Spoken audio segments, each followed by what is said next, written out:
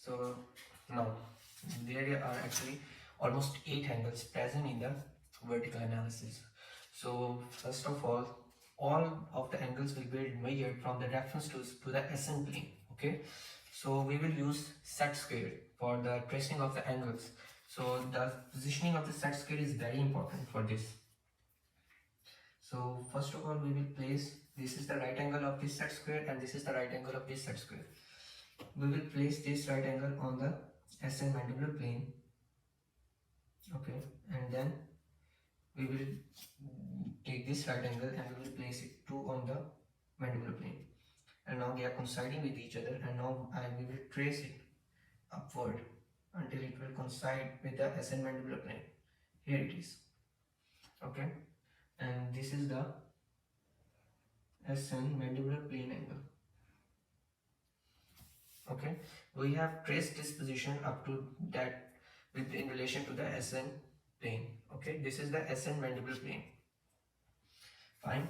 Now similarly we will place it on the functional occlusal plane. Similarly we will place this one on the functional occlusal plane too. Both have a right angle placed on that on the functional occlusal plane, and I will trace it upward. Now this is, here it is. First of all, I think I should tell you about the SN mandibular plane one by one, so that because there will be a lot of mess up there after we have traced all the angles up here. So first of all, we will talk about the SN mandibular plane angle, which we have traced it here. Actually, its normal value is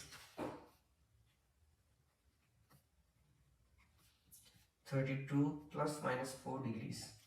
Okay, 32 plus minus 4 degrees. If this angle is greater than 32 plus minus 4, matlab 28 to 36 degrees. Okay, so if this angle is greater than 36 degrees, then this is a high angle case. So this will create a high angle case tendency, more open wide and long face, because the mandible has rotated.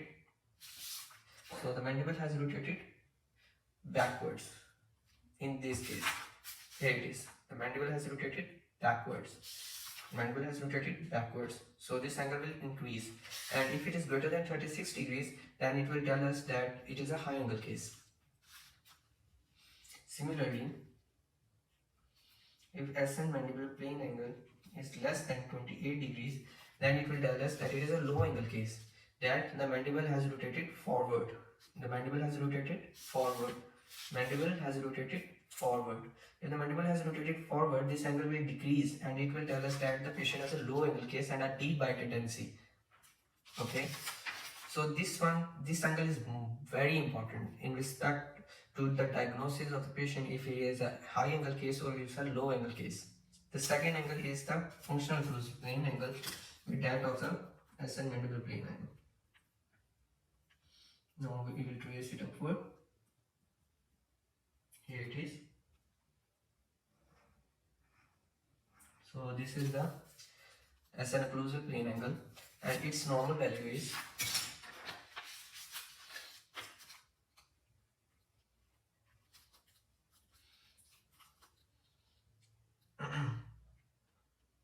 17 plus minus 4 degrees. So same goes with that. If this angle is greater than 21 degrees, then it is a high angle case. And if this angle is less than 13 degrees, then it is a low angle case. But this value is not so reliable because it depends upon the position of the molars. If the molars are intruded or extruded, they will change the position of the occlusal plane, so it will create some disorientation. So we mostly depends upon the SN mandibular plane angle for the diagnosis of the high angle case or a low angle case, rather than the occlusal plane. Whether it also tells us about if it is a high angle case or low angle case or not. Now the third angle is palatal plane angle. SN palatal plane. So this is the palatal plane angle. Same here, we will place set squares in this way and we will trace it upwards.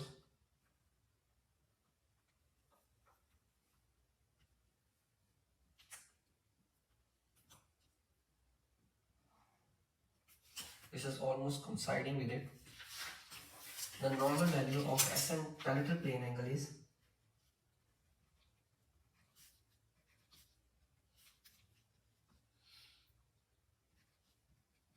6 plus minus 4 degrees.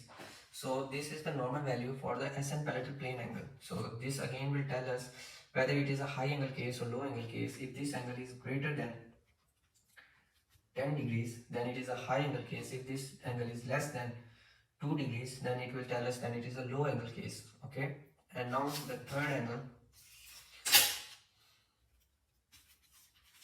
is maxillomandibular angle, and this is the one of the most important angles in determining the high angle case or low angle case. So this is the mandibular plane again, and we will trace it upward up to the palatal plane angle. Sorry, here it is, and we will trace it up to the palatal plane angle.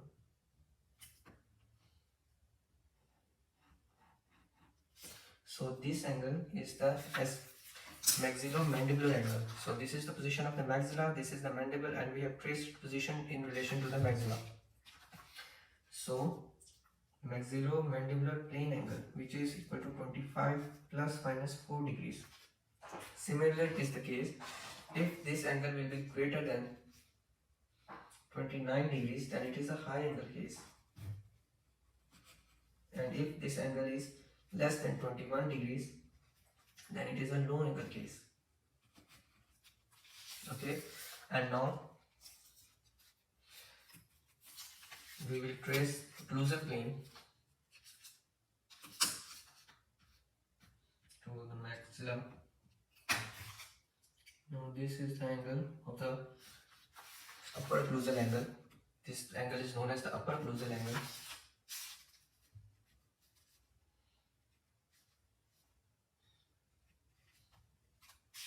Which is almost equals to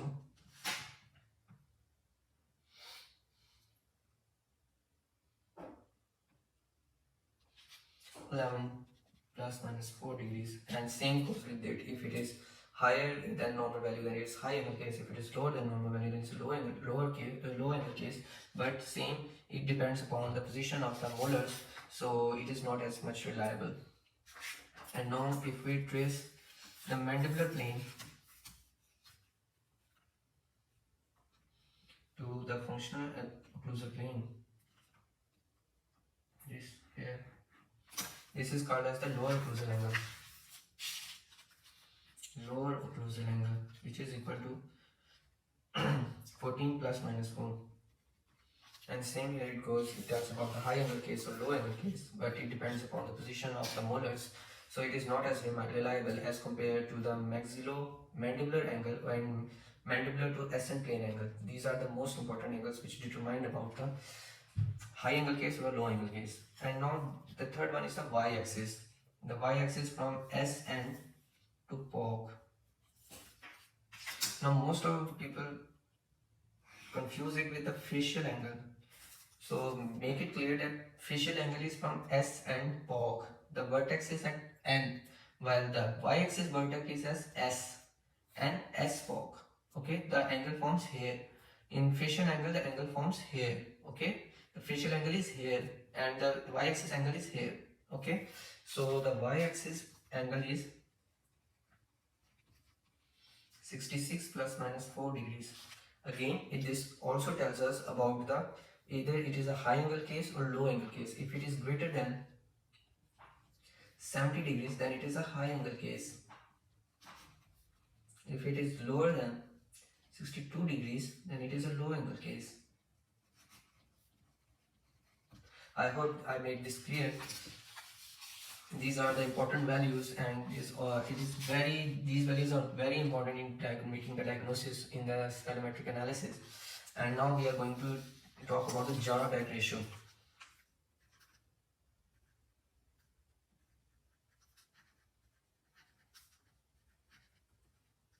Jarabek ratio is basically a ratio between total posterior facial height to total anterior facial height. multiply by 100. Its normal value is 65 plus minus 4%. So in all these cases, if the angle are greater than normal value, it is a high angle case. If these are lower than lower value, then it is a low angle case. But here the scenario is opposite. If it is greater than 69%, then it is a low angle case. Why? Because if in the low angle case, the anterior facial height will decrease. As a result, the dominator will decrease. When the dominator will decrease, the percentage will increase, and it will determine as a low angle case. In a case of high angle, it will be lesser than 61%, and it will be high angle case. Why? Because when this mandible will move backwards, the anterior facial height will increase. When this anterior facial height will increase, as a result, the dominator will increase. When the dominator will increase, the percentage will fall. And if it falls below 61 degrees, 61%, then it is a high angle case. Now the third value we are going to discuss is the sum of inner angles. The inner angles is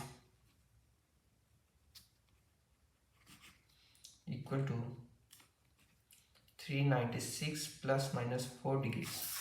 The sum of inner angles are N, S, and we meet it with articular point. Here, articular point, and then articular point is meted with the gonion point. So this angle, okay, this S angle and S articular point, this angle plus S articulate gonion point, this angle, and articular gonion to the gonion angle, okay, this angle is measured, and the total of this angle are taken as inner angles. The sum of these inner angles should be equal to 396 plus minus 4 degrees. Okay, so this is the Jarabek ratio, this is the inner angle, and there is also another ratio, which is the anterior facial height ratio, which is the lower facial height divided by total interior facial height. Its value is almost 54 plus minus 4%. So here it is the total interior facial height divided by the lower interior facial height. So this value is 54 plus minus 4%, and if this value is greater than the normal value, which is almost 58%, if it is greater than that, then it is same as that, it will be a low angle case. And if it is lesser than 50%, then it will be a high angle case, because in the same scenario the dominator will increase or decrease respectively. So these ratios will have an opposite relationship with the anterior and posterior facial height as compared to these values. In these values, if the values are greater than normal, then the patient has a high angle case. But in these values, if the patient has a higher than normal values, then patient will have a low angle case. So these are opposite. So keep this in mind. And this is the vertical analysis. This is a bit complicated, and if you watch it again, I hope you will able to understand, and I hope I have made some concepts of you clear. Thank you so much.